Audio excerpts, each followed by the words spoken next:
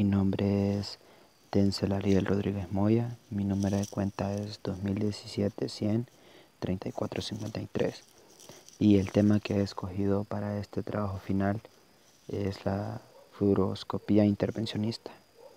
Entonces voy a hablarles un poco sobre lo que es la fluoroscopía intervencionista. Empezamos con las generalidades de la fluoroscopía. Pues la fluoroscopía o radiofluoroscopía es una técnica de imagen usada en medicina para obtener imágenes en tiempo real usando rayos X de las estructuras internas del paciente mediante el uso de un fluoroscopio. Pues el fluoroscopio es uno de los mecanismos de estudio que se han desarrollado al paso de los tiempos. Desde que se descubrieron los rayos X, se ha trabajado en materiales para poder mejorar el diagnóstico por las imágenes. Entonces, este es uno que ha venido a apoyar en gran medida el estudio de este tipo de necesidad que se tenía. Para empezar, vamos a explicar un poco que los niveles de la exposición de los pacientes pueden ser muy altos y esto se debe por la duración que toma el estudio. En comparación con lo que sería el estudio de una radiografía convencional, este sobrepasa los minutos de la exposición. Por eso es que es uno de los factores que más tenemos que tener en cuenta. El equipo y medios de contraste utilizados. El equipo y técnica radiográfica que consiste en la obtención de imágenes utilizando el fenómeno de fluorescencia, radiofluorescencia o la capacidad de emisión de la luz determinados de los compuestos químicos o metales cuando interactúan con los rayos X. Pues el uso de los medios de contraste en este estudio es muy importante debido a que ayudan a realzar la densidad del objeto que queremos estudiar. Una de las características que tiene que tener el medio de contraste es que debe ser de un alto número atómico. Sistema para radiología intervencionista. En este estudio, el cirujano puede estar cerca del paciente durante el estudio. Como una breve introducción, es la manera en la que el cirujano va a ir determinando cómo se va a llevar a cabo la operación o el estudio que él quiera realizar para obtener un mejor resultado en el diagnóstico. Pues para empezar, les voy a hablar de la técnica de Seldinger, la técnica empleada para la cateterización percutánea de los vasos sanguíneos. Consiste en la introducción de una guía metálica flexible por la luz de la cánula con la que se ha realizado la punción venosa. Es muy importante hablar de lo que es la técnica de canalización, porque es la manera en la que nosotros vamos a introducir nuestro medio de contraste. Las indicaciones del uso clínico sirven para la medición de la presión venosa central, los requerimientos de múltiples funciones de formación simultánea, la administración de drogas vasoactivas, la quimioterapia, los antibióticos tales como anfotericina B, infusiones por largos periodos y por supuesto nuestra opción principal que sería para introducir el medio de contraste en el paciente por vía intravenosa. Los medios de contraste utilizados. Los medios de contraste deben de tener características muy específicas, como lo había mencionado anteriormente, para que puedan ser usados en el estudio de fluoroscopía. Es importante que presenten un gran número de densidad y de número atómico. Las más utilizadas son el bario, el cual se utiliza en sistema digestivo, y el yodo, el que se utiliza en venas, arterias y corazón, como por ejemplo hacer estudios de angiografía. Los riesgos y las reacciones que pueden presentar el paciente al medio de contraste. Pues uno de estos es el estreñimiento y la obstrucción intestinal a consecuencia de la retención de bario. La reacción alérgica al bario, como urticaria, silbidos al respirar, y el yodo se contraindica si la paciente presenta embarazo o lactancia. La técnica de canalización. Esta es la técnica en la cual nosotros vamos a introducir nuestro catéter en la vena del paciente para poder administrar el medio de contraste. El objetivo del procedimiento es conseguir introducir un catéter dentro del sistema venoso con la punta en la localización deseada y el correcto funcionamiento. La colocación del acceso se realiza mediante la punción de una vena central, por ejemplo la vena yugular, la interna o la subclavia femoral, o la periférica, siendo la más utilizada la vena yugular interna derecha. Los estudios más comunes en el estudio de fluoroscopía, pues para mencionar uno de ellos, tenemos el examen auxiliar para el tratamiento de las enfermedades coronarias. Durante la cateterización cardíaca, la fluoroscopía es utilizada para ver el estado en el que se encuentran las arterias coronarias. Evaluar la expansión y contracción pulmonar durante la respiración, en reposo, en la aspiración y al toser. La fluoroscopía puede ayudar a detectar el movimiento disparejo o de crecimiento del diafragma. También podemos evaluar el flujo sanguíneo a través de una arteria. En la fluoroscopía se realiza durante una prueba diagnóstica, la cual llamaremos angiografía, que para evaluar los posibles problemas con la presión sanguínea que afecten el fluido de la sangre. Guiar algunos procedimientos diagnósticos y quirúrgicos, como por ejemplo tenemos la colocación de un catéter durante una angiografía, la inserción de una aguja para una biopsia, para remover fluido de alguna cavidad o para la inserción de algún tubo en el estómago. Asimismo, la fluoroscopía puede ser usada para identificar y remover algún objeto extraño en nuestro cuerpo. Auxiliar en el diagnóstico de algunos padecimientos del tracto digestivo, tales como, por decir, la colitis, los tumores, el sangrado, la obstrucción intestinal o la hernia abdominal. Es útil para evaluar el estómago, el esófago y el duodeno. Cuando se utiliza mediante un enema de bario, es para evaluar el intestino grueso o durante un examen de rayos X para evaluar el intestino delgado.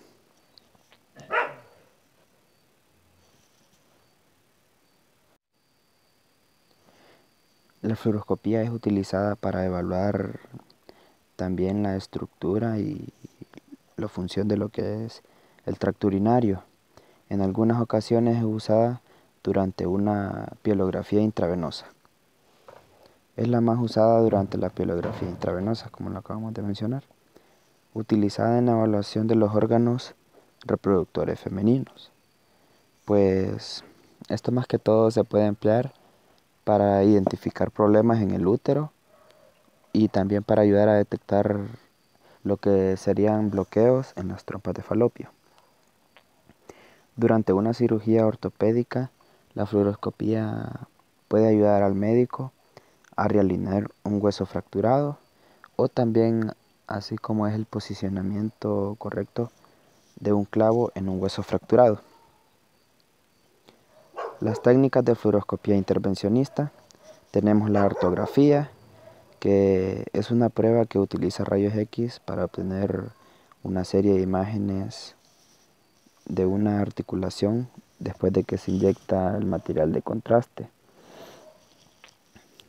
Esto permite que su médico vea las estructuras de tejido blando de su articulación, como por ser el ejemplo de los tendones, el ligamento, los músculos, el cartílago y la cápsula articular.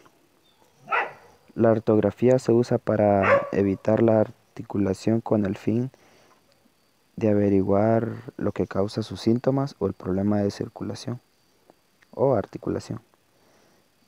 Y actualmente esta ya no es muy usada.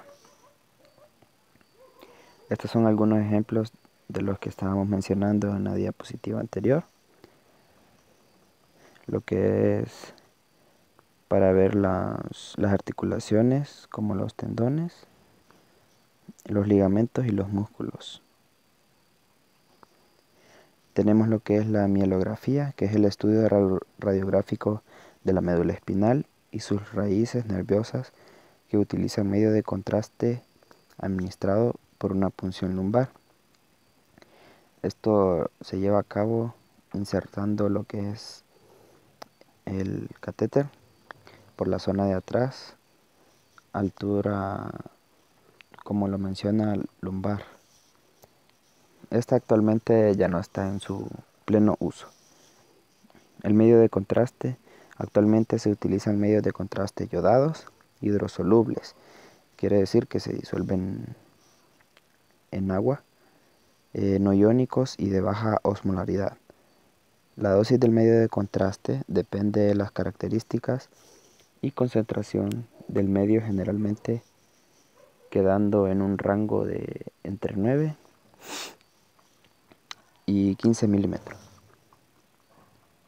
La arteriografía renal, pues es una radiografía especial de los vasos sanguíneos de los riñones. Esta prueba se realiza mediante el paso de un catéter de lo que es a través del vaso sanguíneo principal de la pelvis hasta la arteria renal que conduce al riñón. Luego de esto se inyecta un medio de contraste en lo que es la arteria renal para así a través del catéter tomar las imágenes de los vasos renales. A través del catéter también se puede inyectar lo que es una solución salina que contiene el anticoagulante, el cual tendrá el fin de la coagulación de la sangre en lo que es esta zona. Aquí es como tenemos los ejemplos de la arteriografía renal. La arteriografía renal, donde introduce el catéter dentro de la arteria y se lo conduce hasta la arteria renal, en donde inyecta el medio de contraste para así poder ser observado en nuestro estudio. Las indicaciones de la arteriografía renal. La angiografía renal puede mostrar la presencia de lo que son tumores, el estrechamiento de una arteria, que sería como un bloqueo por el cual vamos a poder identificar si el medio de contraste, por así decir, no pasa o se ve como que corta en un lugar, entonces el fluido no está pasando correctamente. La aneurismas, que esta es la dilatación de una vena o una arteria. Los coágulos sanguíneos, que pueden ser como la sangre que se ha quedado en un estado sólido en diferente parte de lo que serían los vasos de los riñones. Las fístulas, el sangrado en el riñón, el angiomiolipomas, que serían los tumores benignos del riñón. Este examen a menudo se utiliza para examinar lo que es a los donantes y los receptores antes de que se pueda llevar a cabo el trasplante de lo que es el riñón. Aquí tenemos las imágenes de los ejemplos. En la primera podemos observar lo que sería un estrechamiento. Es donde se ve que la arteria al inicio el flujo es continuo y es grueso. Luego de esto se disminuye. En la segunda imagen también tenemos un estrechamiento que indicaría algo más como un bloqueo de lo que es la arteria. En la tercera lo que podemos observar es un tumor, un carcinoma renal. Las contraindicaciones ante este proceso. El procedimiento en general es seguro. Puede haber algunos riesgos tales como la reacción alérgica de lo que es el medio de contraste. Siempre tenemos que estar atentos a las reacciones que pueda tener el paciente ante lo que sea este medio de contraste.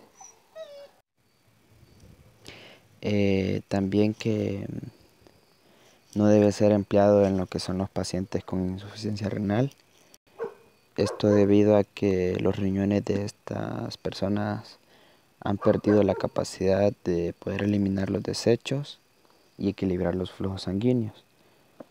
Esto lo que ocasionaría es que el medio de contraste no pueda ser evacuado. Pacientes con elevada creatinina sérica, pacientes con insuficiencia hepática, los pacientes con problemas de coagulación, los pacientes con mieloma, y el examen no debe practicarse en embarazadas o si se tiene problemas de sangrado. La preparación del paciente. Primero tenemos que indicarle en la cita previa al examen que no debe comer ni beber nada de 6 a 8 horas antes. El rasurado de la región inguinal, autorización firmada, suspender anticoagulantes o insulina o cualquier medicamento que el médico le indique. Y como nota, los pacientes diabéticos no pueden estar en ayuna mucho tiempo, por lo que debemos de tener una opción rápida para lo que es el desarrollo del estudio en este tipo de pacientes. La angiografía cerebral. Este es un examen médico de invasión mínima que usa rayos X y un material de contraste que tiene yodo para producir fotografías de los vasos sanguíneos del cerebro. Esto vamos a hacerlo mediante una técnica de caterización. La angiografía cerebral produce imágenes muy detalladas, claras y precisas de lo que son los vasos sanguíneos del cerebro. Y esto puede eliminar lo que es la necesidad de una cirugía. Como lo había mencionado anteriormente, un catéter es el insertado en una de las arterias de la pierna o del brazo a través de una pequeña incisión en la piel. Como podemos observar aquí los ejemplos de cuando el medio de contraste ya ha entrado en lo que serían las arterias del cerebro. Las indicaciones de la angiografía cerebral. Los médicos usan este procedimiento para detectar o confirmar lo que son las anormalidades dentro de los vasos sanguíneos del cerebro, incluyendo lo que sería un aneurisma, lo que significa un bulto o una protuberancia que se desarrolla en una de las arterias. También la arteriosclerosis, lo que es el estrechamiento de las arterias, la malformación arteriovenosa, un nudo de los vasos sanguíneos dilatados que altera el flujo normal. La vasculitis, una inflamación de los vasos sanguíneos que generalmente produce el agotamiento de los mismos, angostamiento de los mismos. Un tumor cerebral, un coágulo sanguíneo, un desgarro en la pared de arteria, conocido como una disección arterial, y un ataque cerebral. Como podemos ver aquí los ejemplos, nos decían cuando las venas se encontraban obstruidas.